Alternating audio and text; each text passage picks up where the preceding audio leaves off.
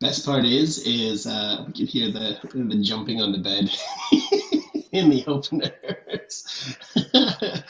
There we go. See, no, Yeah. that way. Now you got it wrong. I 3 know. weeks in a row. I was right. I was imitating you. I just remember point to the microphone. Anyway, Yeah. I'm Greg. I'm That Jeff. is Jeff, and Yeah. we are the 4040 men. We is. There we go. Wait. Now it's centered on my big noggin. Yeah, I'm going. Um, I'm going with the old hat. Like I kind of didn't like this logo back when they had it, and then now I've come to sort of, the T with the flexing bird around it. I saw an old warming up man. to it. Like I literally saw an old man walking down the street yesterday with the old school when they did like the black and gray with silver and shit, and they had just the T, just Yeah. that stylized T.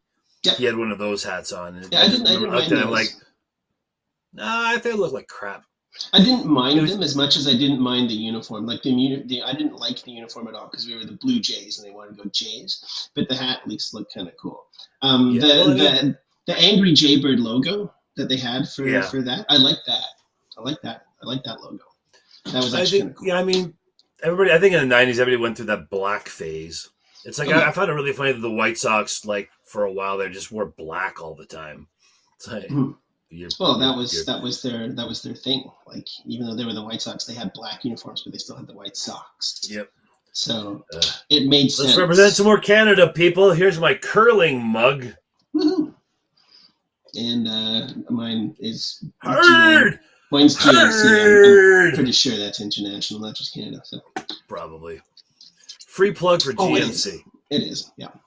Well, so let's discuss what happened this week. It's been a decent week. Yeah. I mean, overall, looking at what we did, where are my notes? What the heck happened to my notes? They just went all weird on me. Let's see. We went 1, 2, 3, 4, and 2. Yeah, 4 and 2, and I'm always forgetting that we always have to bring up the Sunday game. But Sunday. Last week we lost to the Angels, but Stripling actually had another great start, and again, damage came when the bullpen came in because he only gave up 3 runs. It was 6 strikeouts, a few hits. Tony got 2 home runs in that game. Actually, it's funny you mentioned that. My mom went to that game with her last name is different than mine now, so my stepfather, him and his whole family went. There was like 25 of them. They took a bus. Yeah. And they went down to the game on Sunday. And they sat in like section 105. There's like 25 of them, right? And they left early. You know why they left early? Because they were winning at that time. No. Or no, why? Because they were roasting in the sun, apparently. Oh, okay, yeah. They said it was so unbelievably hot that they couldn't take it any longer. People that had family members with heart conditions and things are like, we got to go. Like, this sucks. And they left early. So there's got to be a way that they can get. I don't know if there's something you can do with the new seats when they put them in to help combat that, because the seats they have now are so plastic and they boil. Yeah. Well, they're like imagine if they were like a jet black or something like that, right? So. Oh God. Yeah. See, it was just. They said it was nasty, which is part of the. That's part of the problem going to a day game. But honestly, if I'm going to a day game, I'll sit at the 200 level, covered by something. No problem. Or I'll get seats where the sun's not going to shine. If you're going to 90% of the time, that's in the outfield. Yeah. Yeah. Like you know what? I've never sat in the outfield seats. That's kind of. You know what? That was the worst time for like the mic to sort of cut out. Where have you never sat? Oh, I missed that. That's weird. No, I said I've never sat in the outfield. Oh, really? Seats ever. Oh, wow. Yep, never. Caught a home run from Steve Sachs in that one, like right above the bullpen. I'm a seat snob. I'll admit. Yeah. I'm a total seat snob. I have to sit in certain seats where I can see the action better. Like it's just like I don't like sitting behind home plate. Like I had seats once, like there was like fourth row behind the plate, and I didn't like it Mhm. because where I was sitting, I couldn't see the pitch coming in, and then everything's Yeah. so far away. You know, like it's I And every just hit couldn't. looks like it's a home run. As soon as you crack it, it looks like it's a home run. Yeah. Yeah. Well, I for the other time, for us fans, we know it's yeah. not always going to be a home run. No, I'm not necessarily a seat snob, but I mean like I will like if the whole thing was a designed like we're getting the nosebleeds to move down to like the flight deck bar to to go down to lower than yeah. But I mean like if I'm on the first or second deck or something like that and I've got a seat, that's my seat. Yep. Oh, you heard about what happened in the 500 level the other day, didn't you? No, what's this? Oh, you didn't hear what people were doing in the 500 level the other day? Is this the same as what they were They doing were in a sexing it up, boy. in a They was having the sex. same as in a hotel? I mean, they're moving it outdoors now. That's awesome. Yeah, but in this one, they went to the very top of the stadium Hmm. and were sexing it up in the last row. Like, like is this the real part where it has sexing the it up. curve and then it has the curve and then it has that little rectangle shape cut out of it because that's even further up. It might have been. It Yeah. might have been, but they got caught. I mean, I don't know how you don't get caught sexing it up in fucking stadium, but I don't know how you can possibly like. I don't know how you can possibly consider doing something like that. Like, it's one thing to be like, I like sex in public, Yeah. and like being in a park somewhere behind some trees where you might get caught. But when you're in the 500 level of an open air stadium, you're pretty much going to get caught. And So the last few weeks and up there, we've had sexing and we've had a serious brawl between two women. One of them is still in hospital right now. wow. Actually, yeah, it's the 500 level is a whole different beast at the Oh Sky yeah. Dome. It's It's like bucket. weird. It's like 10-cent beer night. That whole little Yeah. in Cleveland. Oh, and that reminds me, when we get to the Tuesday game, kudos to the hot dog guys. Did you see the hot dog guys? No, I Two dudes. I have worked a hell of a lot this week, so True. a lot of my thing has come from Okay. just seeing like the J's and 30 and then reading up on some things. So obviously the media So is not going to really talk during about the having sex in the well, stadium. Tuesday is the hot dog day, right? Tuesday is Yeah. hot dog day, Looney hot dog day. So these two dudes came Mhm. and traveled on the GO train, dressed as hot dogs, went to the flight deck, dressed as hot dogs, and they started making a count of how many hot dogs they had. By the end of the seventh inning, when they quote unquote couldn't eat anymore, Yeah. I think they reached like 25, 26 hot dogs between the two of them. Now, they That's didn't awesome. do it one-on-one. They did a total collaboration. So one of those dudes ate more hot dogs than the Yeah, other so dude. one was like say 13, But the other one was Schulman started talking about it, and the guys picked up on it and messaged Schulman, and they started having a back and forth throughout the game, talking to these. And Buck thought it was hilarious. That's Like, awesome. Buck thought it was the funniest thing he's ever seen in his goddamn life. But it was kind of amusing. It really was. It was funny to watch these. Like, they're just so proud. They got this hanging over their table. They got like ching, and they're just marking off hot dogs as the game goes along. It was. But that's one of the best things about going to a game because there is like I think baseball's awesome, but there is a level of boredom in between sometimes. So like whenever you have people that have like some kind of a counter going on, like the old school one with like the strike counts. They used to have a chicken walk thing back in the day of Barry Bonds. When he was Yeah. doing his home run chase, and they would have like little chicken walks, like whenever a pitcher didn't feel like pitching to him. Like I like stuff like that, so that's actually kind of cool. Well, that's why I'm glad they're changing the dome and making it more of a walk around place. Because, Yeah. like I said, with the family going, like if the things change the way they are, it'll be better for them, so Mhm. they can walk around and cool off somewhere. Like they had cooling areas and stuff, but I mean, you can think of it was like 30 degrees Oh yeah, into that dome, and the heat, and you can think of the heat coming from. She was actually thinking about the players, like Mhm. the heat coming off the turf has got to Yeah. be something because it Well, ain't that's the grass. thing too. It's not grass. It's and there's that like thick black the shredded rubber underneath it, right? So that Yeah. also will absorb a lot of heat and reflect it back up too. So I can't even imagine how hot that would be. But yeah, anyway, so Sunday they sucked butt to the Angels, yeah. and then And then Monday Barrios came in, was decent. He was decent against the Cubs, I would say but average. we needed a like passable. That's what I mean. But we needed 11 innings. Well, he Like he gave up wasn't. 4 runs in Yeah, 5 innings. Like to yeah. me, that's not passable. That's Well, crap. But the bullpen was stellar. yeah, They didn't give up a run at all. yeah. And you know So we needed Jansen to pop in Chapman in the 11th inning of that one. So I like yeah, that. Jansen had a great game, Yeah. which is good because he's kind of fallen off a little bit lately. Like he's slowly but surely getting a little bit worse and getting back to the old Danny Jansen where he's a low 200 guy, It came for me just at and the right time because that's I literally just ditched Wilson Contreras because he got injured for my fantasy pool and started Danny Jansen, so that oh, helped me out. you didn't. That's the other weird thing I heard. Okay, so did you see that it's been all over the internet this week? Have you heard about the entrance that Edwin Diaz has for the Mets? No, He has this song where they have this trumpet playing by a guy named Timmy the Trumpeter, and they showed this video where Timmy the Trumpeter did it live once, and it's an amazing like like this cool kind of Spanish conquistador style song, right? And it's great. It's a great entrance song. It really works out well. Well, then Will Contreras from the Braves was starting to use it.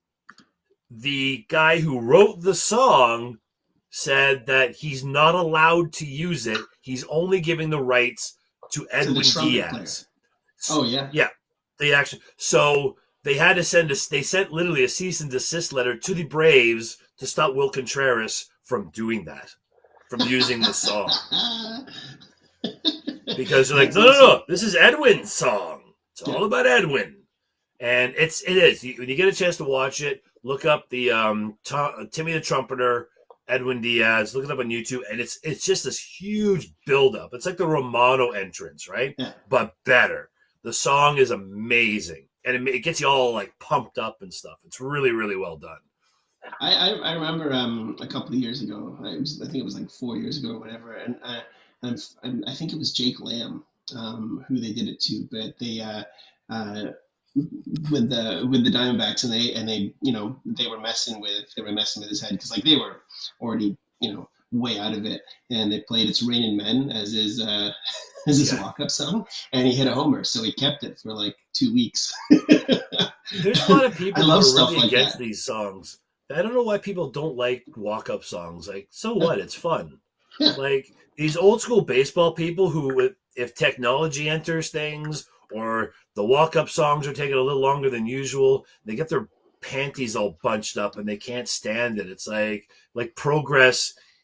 It's like the right wing. yeah, Progress means nothing to these people. Like you can't have fun. It's just got to be go go go go go go go go yeah. go go go go go go go. You can't have fun. Fun is not in sports. There's no fun in people. Well, here, might as well cut one early while we've got a second. Yep. We'll cut to commercial. Do the Canadian way.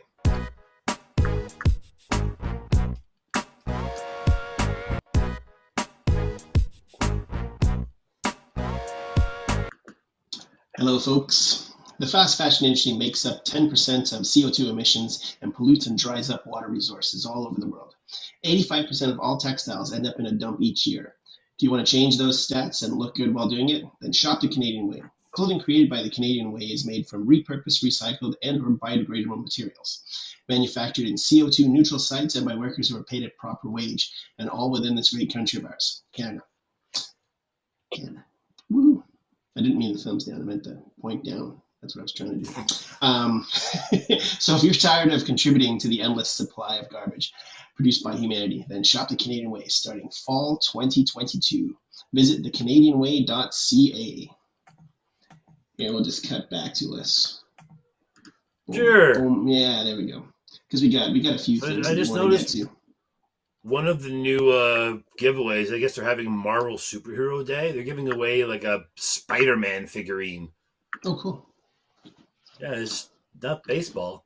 Like, I No, don't know well, I why it's mean, a Marvel day. Like, there's no movies coming out anytime soon. well, I mean, they already own, May the 4th, right? So there's always Star Wars Day at the ballpark, which has actually always been kind of cool because Star Wars was Yeah. always about like branding, and Disney owns Marvel and Star Wars now, so why not Oh get yeah. on board with that too, right? I was explaining that to my mom yesterday because she's finally getting rid of. Oh yeah, so she had Bell. Bell. She was having problems with her Bell internet forever, Hmm. like years. Like they at one point she was told that she's in an area that's not developed properly. Blah blah blah. And so she Renton. called Bell 4 times in a week. She called Bell 4 times in one week and complained and said she's leaving for Rogers and said I'm done, I'm done, I'm done. And as soon as she did that, her internet is miraculously Oh yeah, working much better than it was. yeah, yeah. Rogers has guaranteed her 150 megabytes per second. 150. You know how many she has right now? 11. Six. Bell gives her 11. Wow. So they knocked her bill from 400 to 250, and then it still didn't work. So she's going to go with Rogers Ignite and do all that kind of stuff. But it kind of came at a good time too with the Lisa LaFlamme stuff. Yeah. But Rogers is guaranteeing 150 megabytes a second. So she never gets to watch Netflix or Prime or any of that stuff because it No. never works. So That's a good little bump for the owners of the team that we didn't even intend on doing. There you go. Uh-huh. And I got the point right as well. I was excited about that. I have no problem with Rogers. I really have no problem with Rogers. I don't. Not at all. I mean, they had their outage problem. They're spending $20 billion to fix their outage problem, but Mm-hmm. Well, now those are. By the way, people $50. don't realize it. Hackers did that. Their system is so like wound up in many different ways. It takes a lot of hacking to get through all the stuff that make happen what happened a few weeks ago, Yeah. and people are not acknowledging that it was a hacker. Like, oh no, it just failed. We had an update problem. They didn't have an update problem. They're liars. But anyway, rest of the week. Get back to okay. So Wednesday, Strowman comes to town, and Strowman did pretty good. Yeah, I was okay with that. I mean, I was very happy with that kid from England that he talked to. Did you see that? No, as I said, like I worked. Oh, I mean, it was all over the news. Like, this kid, he's from England. His parents they came to Toronto specifically because Strowman is this like 6-year-old kid's favorite player. They flew in from England to see them play. Strowman met with them. And then next year, when they're doing that London series again, they're playing a game at Wembley Stadium. Mm-hmm. It's Cubs versus Cardinals, and Strowman's promised him and his family tickets at a whole 9 yards to that game. Oh, that's awesome. No, he was always a good a good ambassador for whatever team he happened to be on. Like, and he loved being in Toronto. Well, he loves the city. He always comes back, but he acted like such a jerk. Like he badmouthed the team. You can't people are calling for him back. Like, he after what he did, you can't have him back. He just badmouthed everything. Well, because remember how him and Sanchez were like inseparable brothers, and then something happened, and then I don't know. He was always a good brand ambassador whenever he was on the team, and Dude he loved pitch. The city, so. Yeah. And Dude can still pitch when he's good. It's just that his ego gets in the way with him sometimes. He just he just spouts off too much. Yeah. So if he wouldn't spout off so much, there wouldn't be much of an issue. But he just won't stop fucking. Height doesn't measure mouth. Yeah, exactly. But I mean, height doesn't measure heart. And the kid's got heart. I'll give him that. He's got heart. He's he busts his butt. He really does. Yeah. So I can't really fault him for how hard he plays. No. Right now, next game, Mitch White. Another tough outing for Mitch White. I was excited when he second came one in a row. I thought he was gonna fill in the Ross Stripling thing. So I don't know. I want to give it one more before I can kind of.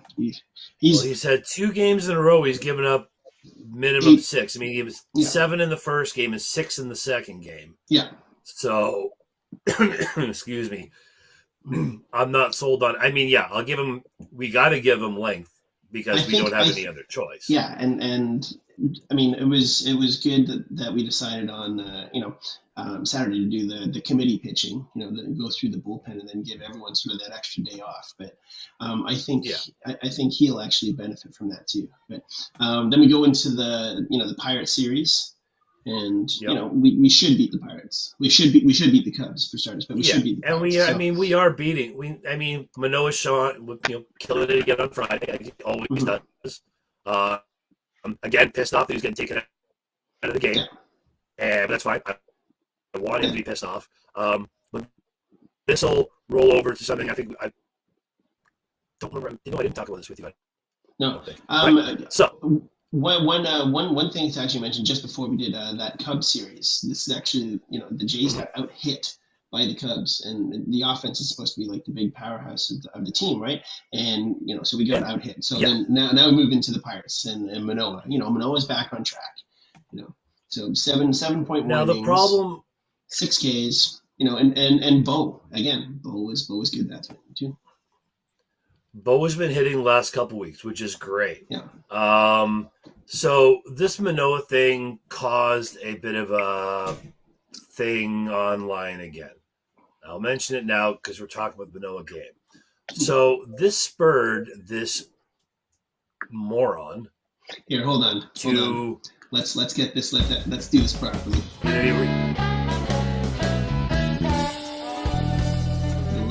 Pissy Jays fans going.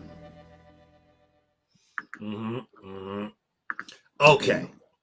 So this guy, who I will remain nameless, I never name these people, but if you ever watch the podcast, you'll know who you are. So, he claims that what we should do now is Manoah should sign an 8-year contract for $100 million. To take him into his age 31 season. Okay?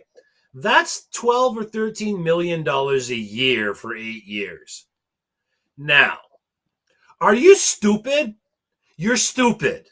Because there's no way in God's green earth that Alek Manoah is going to sign an 8-year contract after his second year where he's probably going to be top 3 in Cy Young votes and sign a contract and that's less than Kikuchi's making a year. Yeah. You're an idiot. You're stupid. He's not going to sign that contract. The only people signing contracts after their second year are guys like Wander Franco, Julio Rodriguez, who did it his first year, or Fernando Tatis Jr., where they're signing for huge money. Yeah. There is no way in hell Alek Manoah is signing a contract like that now. There's no way the Jays will do that because it bumps their payroll too high. Why would you pay the guy $12 million now when you can pay him $750,000 instead because he hasn't reached arbitration? He hasn't reached arbitration yet. You people who think, it's a team-friendly deal. He's signing and it's gonna have his family it's gonna set his family up for life. You know what? If he keeps pitching the way he's pitching, when he goes to arbitration, he's going to make more than $13 million on his average annual salary. So if you think he's going to sign for this money, you're a moron. You don't understand baseball. Good save by you, by the way. Good save. Yeah. Good save. Yeah. You don't understand baseball. You don't understand contracts. You don't get it. They didn't do it with Bo. They didn't do it with Vladdy. Why would they all of a sudden give Alek Manoah? Why would Alek Manoah take that contract? He wouldn't. It's the stupidest thing. He would never, ever do that. And if he gets Cy Young votes, he's worth more than $13 million a year already. So to say that, but it makes sure that he's set up. You know what? If he pitches a few more years, he's going to make $300 million over 10 years. So I think I would bet with Manoah, because Manoah is the most confident guy in our whole clubhouse. There's no way he sells out 8 years of his entire contract life to sign that stupid contract. So you, Spectre, you're wrong. And I even said this to the guy. I said, if Alek Manoah in this offseason signs an 8-year, $100 million contract, you can take me to the middle of the Rogers Center and shave my entire body bald on Facebook you're Live. Hairy. You're hairy. I'm hairy. Mm-hmm. I have the hairs.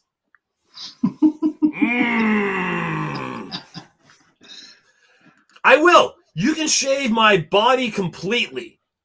You can do whatever the hell you want. If Alec Manoah signs that contract, I will do whatever you want me to do because it's never going to happen. Ever. That was the hairiest little thing that I had to put on there, a sleeping cat. Oh, it's so it's the stupidest idea. Why would he do that? And this guy is insistent. He's like, it sets him up for life. It sets up generations. I'm like, the dude already made $4.5 million just signing a contract. Why the hell would he all of a sudden do this? If you think about like mid-90s, just after the strike, getting $100 million contract was massive. That was massive. I think this guy has no concept of the economics of baseball in 2022. Like, we're flirting with the fact that there's probably going to be like a $500 million contract, signed in the next year, which is probably going to be Soto. It's going to be Soto. You're going to get a couple of those guys flirting with that just on San Diego alone. Yeah. Like, that's what's crazy. And to have like essentially our best player, like, sure, if we could sign him for $100 million, holy crap, awesome. They'd love to do it. But Manoah's not that dumb. Yeah. And he's not that, like, this is what I said to the guy. I said, A, he has no injury history. B, he's been the best Jays pitcher through the beginning of his career of any Jays pitcher and he's ever. Only like he's not even 1.5 years into his career. Like, he's like 40 starts, but he literally after the amount of starts he's got, the only thing that he's not number one in is ERA. Juan Guzman has a higher ERA after 35 starts and is by .07. So it's not even it's a negligible number. Now you he's the best. You take in all the massive contracts that we have up at the top, like Springers and Gausmans and stuff like that, and then you take in like your Bichettes, your Espinals, your Manoah, Kirk, who are making 800, 700, and some odd.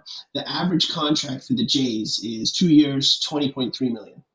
2 years, $20.3 million, and that's an average contract. That's the average contract. So if you think that your best pitcher is worth less than the average. And that's the thing. Atkins isn't stupid. Atkins knows how to build a payroll. You either front load and back load certain players, right? You discuss it with them. So that's how it works. If you front load some guys, at that point in time, the salary does this.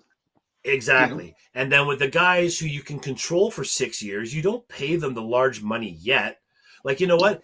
Let's just put it this way. Remember, Bo turned down an extension. They did offer Bo an extension. He turned it down to bet on himself, right? And what's happened? He hasn't done as well as he had. If he signed that extension, right, and he's having the season he's having now, how many Blue Jay fans are going to be losing their minds? Yeah. Oh, well, they paid him too much money. It's just not, it's too early. Like, people don't understand that we still have the third youngest core in the game. Yeah. People don't understand they're 23, 24 years old, the main core of our team. The Yankees are the oldest team. Yeah. Right?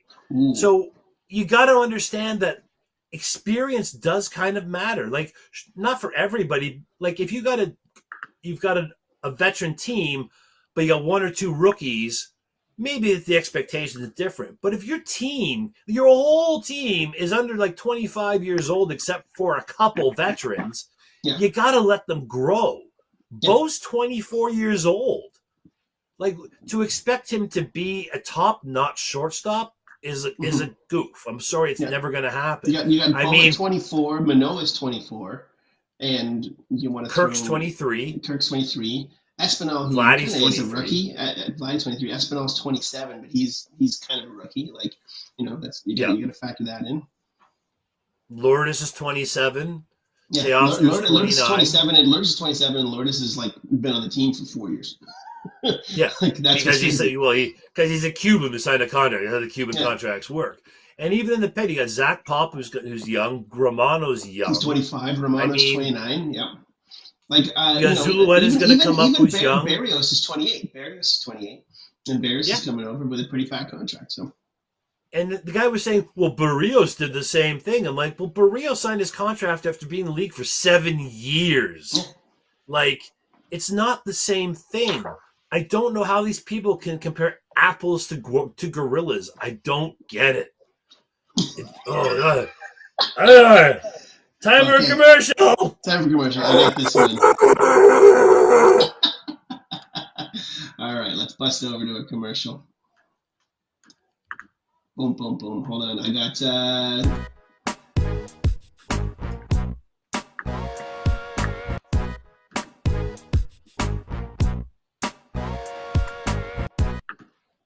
yes, folks, this is a beer commercial. And no, there is not going to be some, classic rock and a ridiculous cottage by the lake with girls in bikinis trying to sell you schlock beer. There is a girl, and she is the brewmaster. They're a small independent a small independent brewery located in the south of the nation's capital, that is this nation, Canada, and brewing certified kosher beers. You'll find an impressive lineup of session ales, Vienna lagers, sour stouts, and pales, and definitely not run-of-the-mill. So my personal favorite, the Belgian Beer Snob, which gives you kind of like a little Trappist ale style. So they don't need to throw around the idea that your summer will be awesome if you drink their beer. They just make great beer. But if you do have an amazing cottage by the lake with jet skis, playing 80s rock, hopefully like some kind of Whitesnake or something like that, playing in the background, it can't hurt to drink Shillow beer. Visit shillowbeer.com. Look that right back. Whitesnake, yeah. Whitesnake? Come on, what's wrong with Whitesnake, No, if you're gonna tell like 80s rock, you gotta play like Journey. No. Styx. And have some Triumph in there. Some Triumph. Some yeah, AC/DC, exactly. Some AC/DC. Crappy. No, I was actually I started watching this thing on YouTube. It was the 25th anniversary of South Park. They had a concert at Red Rocks. Yep. I didn't see the whole thing. I watched part of it, but they had like Primus and Ween was there. Alex and Getty from Rush in there. Yeah. Yeah, it was. That's what I say. That's what I saw. And it was awesome. Yeah. Because was it Trey? Is it Trey? Which one is the guy with the beard? Matt Stone. Okay, so Trey is the blonde one. Matt is the right. So Matt plays drums now. I guess he's been playing drums, and they surprised him with Rush. Yeah. Just like when I went to see the Foo Fighters years ago, they surprised Taylor Hawkins with Rush. Yeah. And by the way, Tyler Hawkins, they had a benefit concert that was 6 hours long at Wembley Stadium yesterday. And Rush played it as well. Yeah, no. Tyler Hawkins' kid played the drums for Everlong. Oh, cool. Yeah, and apparently he was really good. There's going to be made a girl cry. Yeah, there's going to be another one in LA. Like they did one in London, they're going to do another one in LA. Yeah. So his kid did really well, apparently. Okay. And Ted Lasso came in and introduced some people too, which was actually kind of awesome. Ted Lasso is such a great show. Oh yeah, such a great show. It's not. It's heart. Yeah.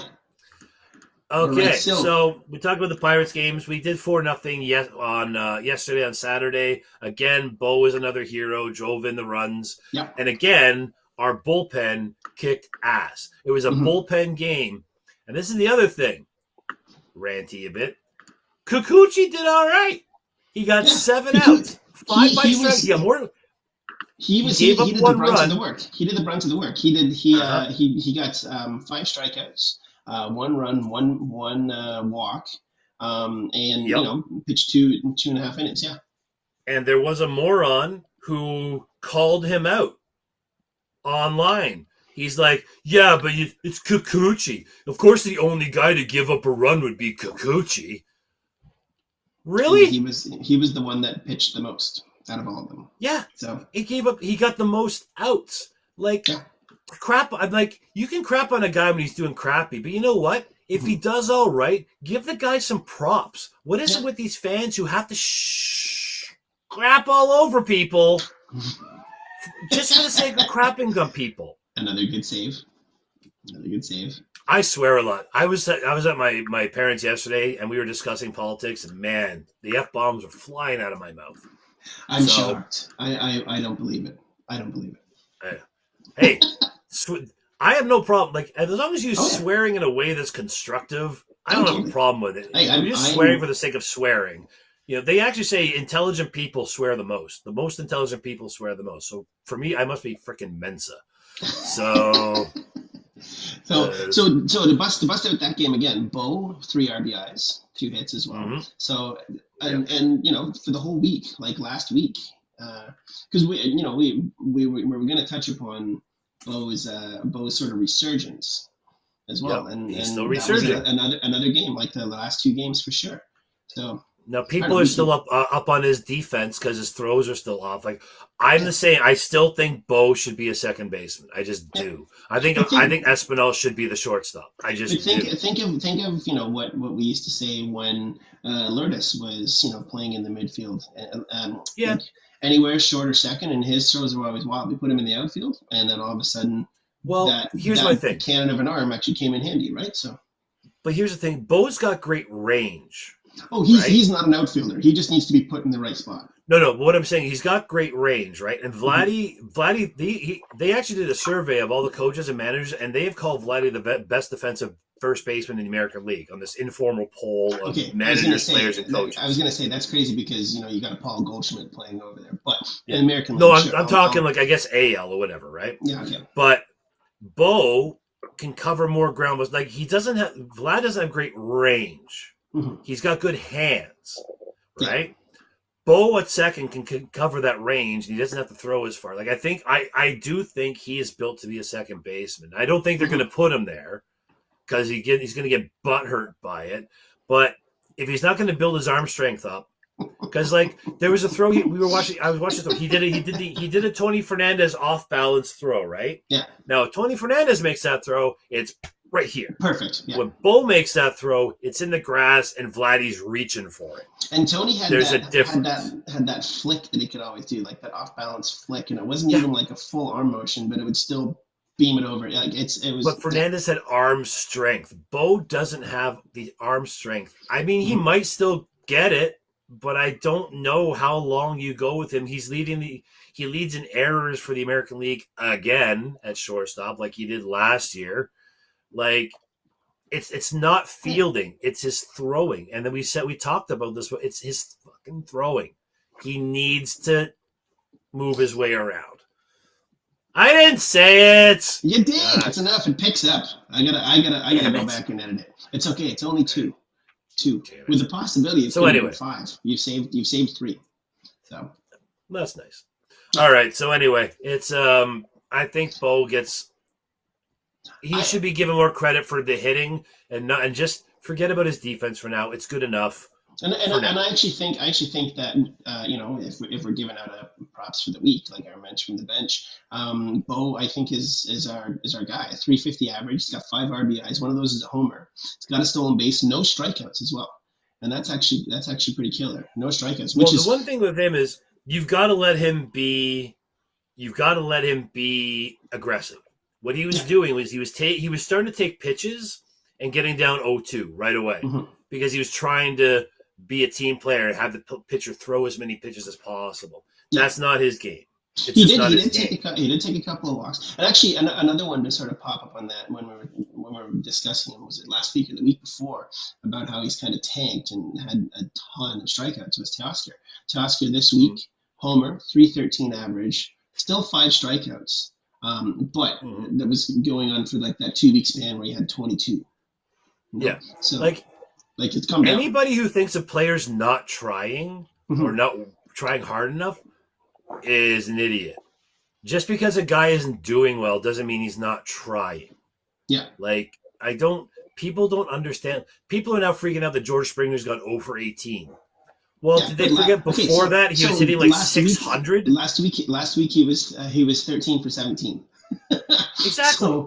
So like people need some perspective. I honestly call they're Leaf fans. They're Leaf fans that are masquerading as Jays fans right now. Here's the best way to put it. They're playing essentially every day, right? Now, you go at your job every single day, like whatever you happen to do.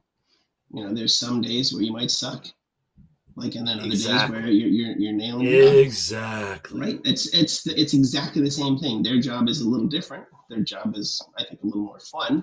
But it's the same thing. It is literally the same thing. Yep. No, it's ridiculous. People just have too much expectation for baseball to be perfect. It's not a perfect game. It's literally the exact opposite of that. But anyway, so another thing I wanted to touch on was two things. Mm-hmm. One is, do you think we called up the right people for our September call-ups?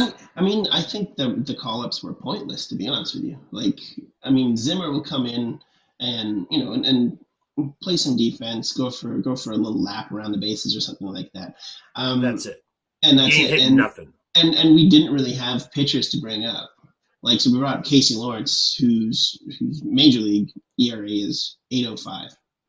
Yeah. So, but he kept us in games when he was here. Like I would have brought up Zulueta. See, the reason I thought they brought up Casey Lawrence was because the doubleheader in Baltimore, and they were having the bullpen game yesterday.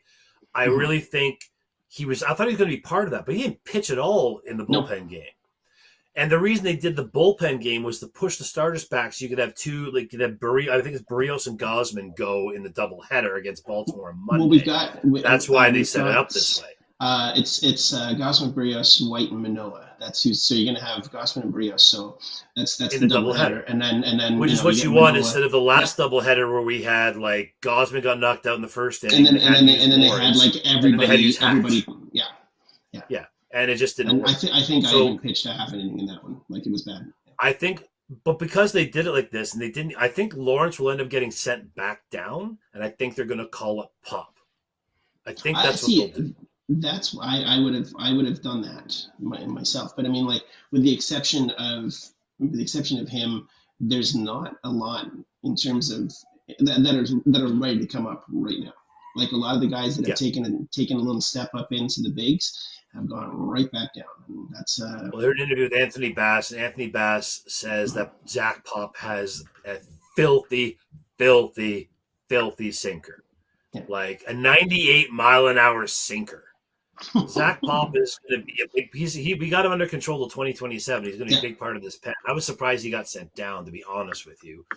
But there's certain guys who are now being pushed to the fringes, like Trent Thornton is now being pushed to the fringes. Yeah. Thomas has Anthony Kay pushed to the fringes. Zulueta I think Zulueta might come up. I think they would have if they allowed what used to be roster expansion, where you could bring up as many freaking guys as you wanted to. He would have been here for sure. But next year, look for Zulueta to be in the bullpen. Look for an outside shot at Ricky Tiedemann being our fifth starter. If we reset Stripling, which I think we will. We have the future looks bright. This is the first year of the window. Yeah, and right? I think we've got a 4-year window in honesty, because we still have to retain the rest of Springer's contract. We possibly will get Ryu back, like at the offset, like not next year, but like right at the start of the year after. No, that's it. This last year, Ryu's last year of his contract is next year. He's done. Oh no, I know. You will never see him again. But I bet you he'll come back at a cut rate price. We won't sign him. No way. We won't sign him because he's too much of an injury risk. He's too old. He's like Kirk. He's not built to last a long time. He's built to pitch at least in his mid-30s, and he's already reached that point. They'll sign. He's a Fernando Valenzuela body. Exactly. So we're going to have Gosman. It'll be Gosman, Manoah, Barrios, Stripling, and hopefully, if he develops well, Tiedemann. Yeah. That'll be your top 5. We still need depth. There's still this gap between our A-ball amazing pitchers and AAA. So that's our bit of our issue. We can sign some depth maybe, but it's just something we're going to have to deal with. Like, until some of those kids in A-ball start pitching and showing what they can actually do, and they can bust the timeline a little bit, we're gonna have a problem with pitching depth next year too. Because there's no way no one's gonna sign here to be a depth guy unless you're the very, very end of free agency. Like, nobody signs to be in AAA, waiting to come up to the majors. I was a little disheartened by because I had a what's the best way to put this? I was hoping that Sergio Romo was going to pan out. When we brought him in just at like essentially for nothing, and then it was boom, done, and so. But that's kind of what you need. You need a guy that's kind of not not a closer anymore, not a starter, but they still have some fire and they still want to go through. Anthony Bass. That's Bass. what Anthony Yeah. Bass is. Yeah. That's exactly who he is. I mean, our bullpen's been stellar the last like month and a half, 2 months now. Like people can't. If you look at their overall numbers for the year, they're still not great. But if you eliminate all the players that aren't pitching for us anymore and just keep the guys that are, they're doing really well. Like Trevor Richards has brought his ERA down by 1.5. But it's half of our bullpen. Like that's the thing. Like if you look at it's what's almost in existence now. But yeah, you look at the amount of guys that have come up and just got shelled. Yeah. And well, now we've got, let's see, you've got Romano, Meza, Garcia, Bass. Simber, Richards. Simber's taken on the chin in the last couple of weeks as well. Yeah, but he's still got an ERA around 3 because he was killing it. Like he's averaging out like he should be. He's going to be a 3 guy. He's not going to be a 2 guy. He's going to be a 3 ERA kind of guy. He is what he is because he throws 80. I mean, you're going to get hit, right? Yeah. But the thing is, we're not giving up there was two games this week. As soon as the pitcher came out, Simber came in. That's when the run started sort of happening. Yeah. So I mean, then you got Kikuchi, and then you got Lawrence. There's your bullpen. Like it's pretty good. And next year, Kikuchi, I don't know. He might be a 3rd. He might develop into our 5th starter again. That's also a possibility. If we have him for 3 years, he's got to do something. Yeah. Like you're not going to trade him. No one's going to take him in a trade. So hopefully he figures it out in the off season because he's just not going to figure it out now. People just put him in the bullpen, let him do what he does. Yeah. That's all. I want to dive in on a quick little history in baseball because it'll lead us into our next topic. All right, so give me a sec.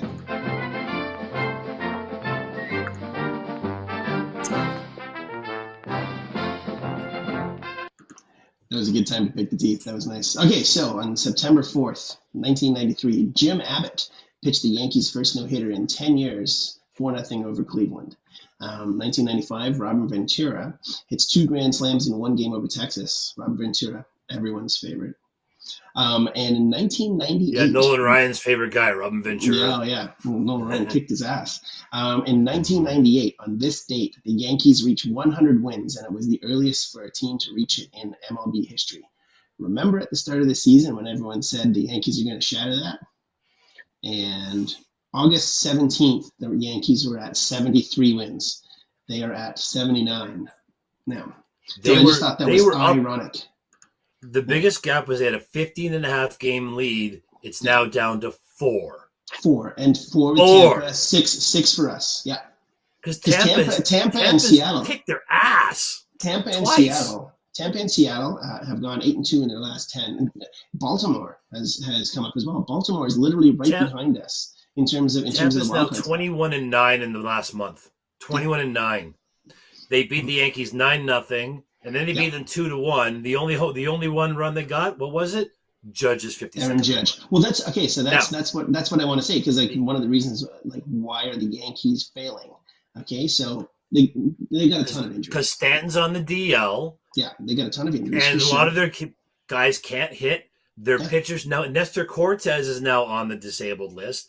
Yep. Their 3 best relievers are on the disabled list. Our oldest Chapman is all of a sudden Severino just and Britton are 60 days. Rizzo and Talion have been up and down off, and now Carpenter and Benintendi are on a 10-day as well. So, but Carpenter's got a broken foot. So the Yankees. It's just they've caught up with themselves. The Yankees. There was no way they were going to. In the last 15 days, this is crazy. Listen to this. So in the last 15 days, the Yankees' average is 212. They've got 10 homers. Judge has 6 of those. Yeah. And Benintendi and Rizzo, who are both on the injured list, have the other 2 and 2. Yeah. But 10 Benintendi homers. hurt his wrist. Yeah. And 39 RBIs, and that's it. Isaiah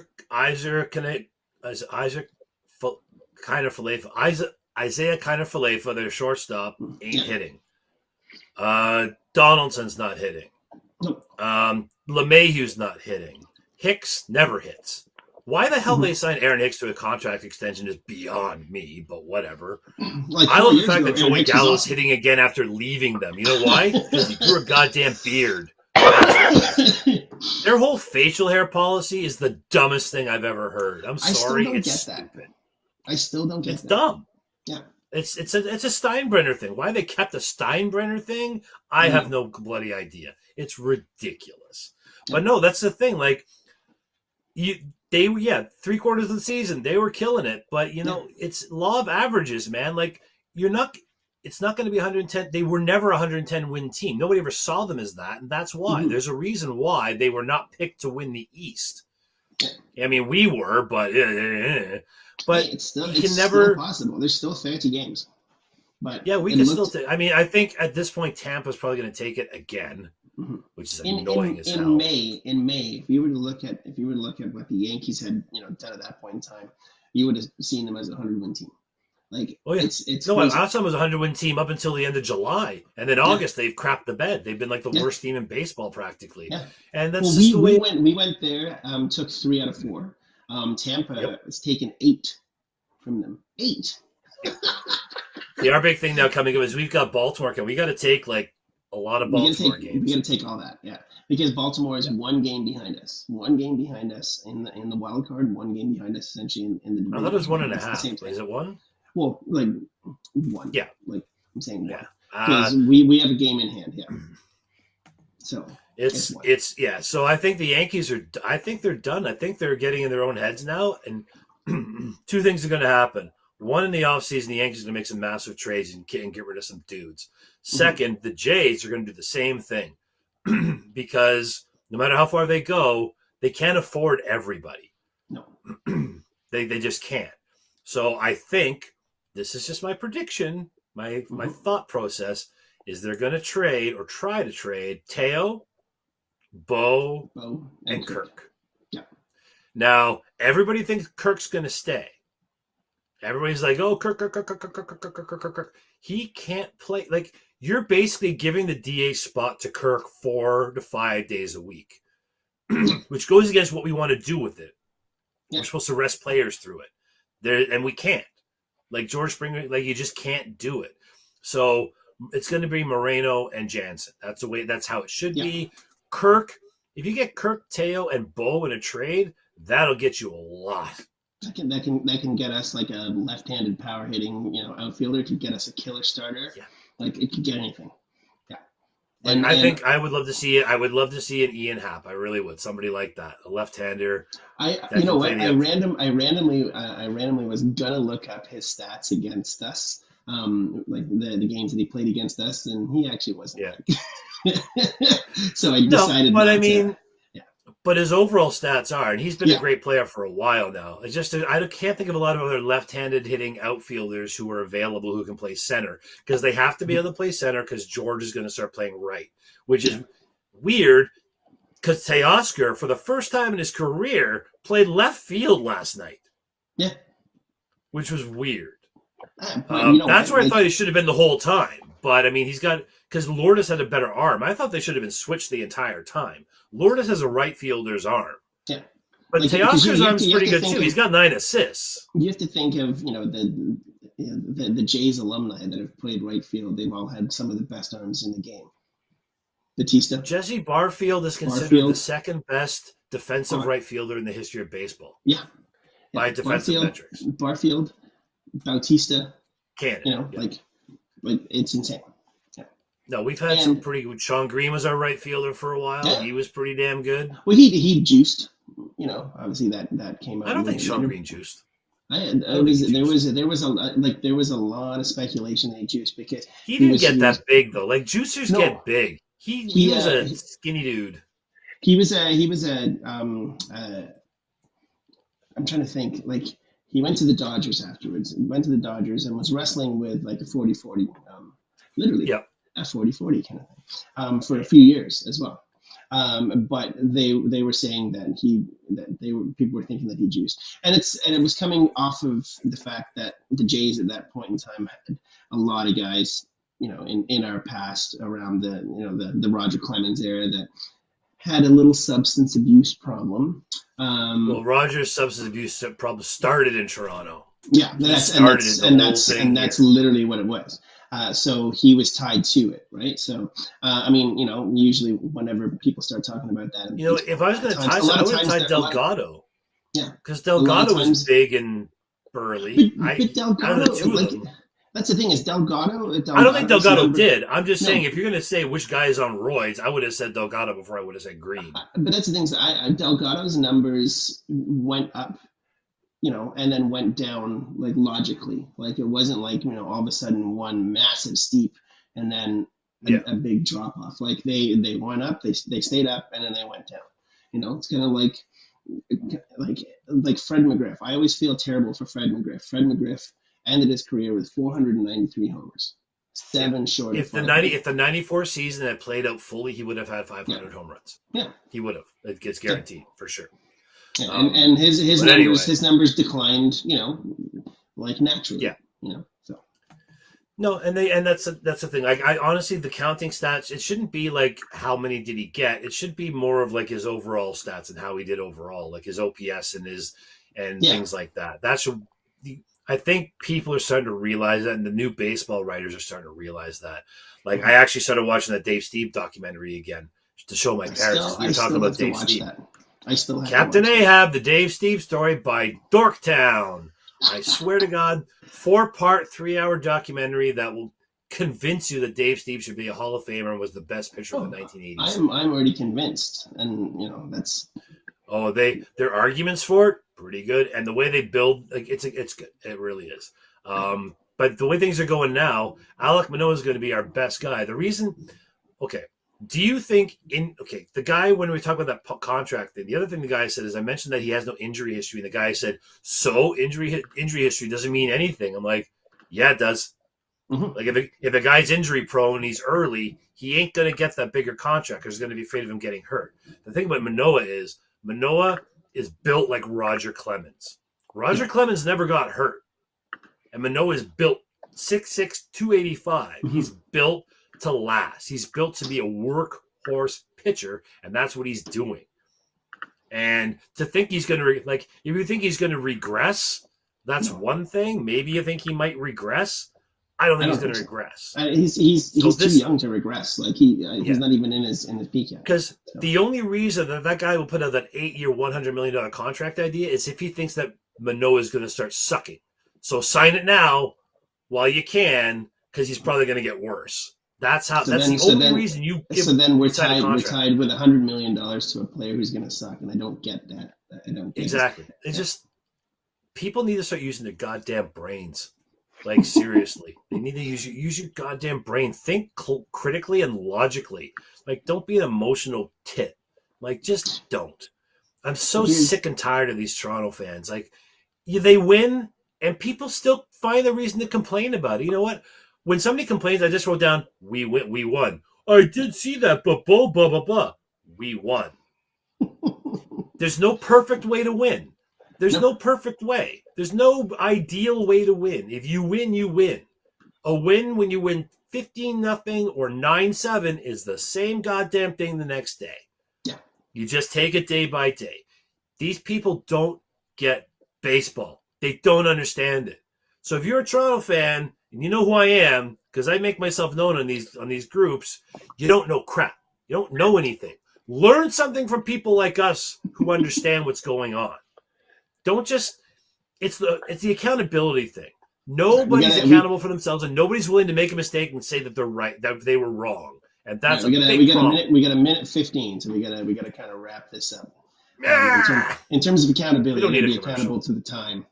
Yeah, we do have to be accountable to time. So, yeah. So we have rebranded ourselves. Next week, we're going to show you our new Twitter handle, Instagram, Facebook pages, all that stuff. We're going to get that on our thing for next week because we just made a bit of a change for a few of them to make things we're still easier. The 40-40 men, but we are still the 40-40 men. The branding will be a little different. Sleeker. Yeah. Yeah, it's going to look a little bit better. So keep an eye on that. We will still have our personal Twitter accounts to rant and rave, but unfortunately mine's more based on politics than sports. But anyway, that's why we made a new account so we can have a place just for sports. This week so you're not going to see me ranting about dumb American Canadian people. This week we've got 4 against Baltimore, and then we've got 3 against the Rangers here. And we still hate the Rangers because We have to. We should be able to go 5-2 or 6-1. I would like to. But Baltimore is on I tier, think. So. I think Baltimore's going to be tougher than Texas. Do. I think Baltimore's going to be tougher than Texas. Yeah. But I just think Baltimore's have, done, so I think we can take it. I think we can. We do have the meat of the order against them, though, so I'm happy about that. All right, kids. We got to sign off, so we will catch you next time. That is Jeff. Greg.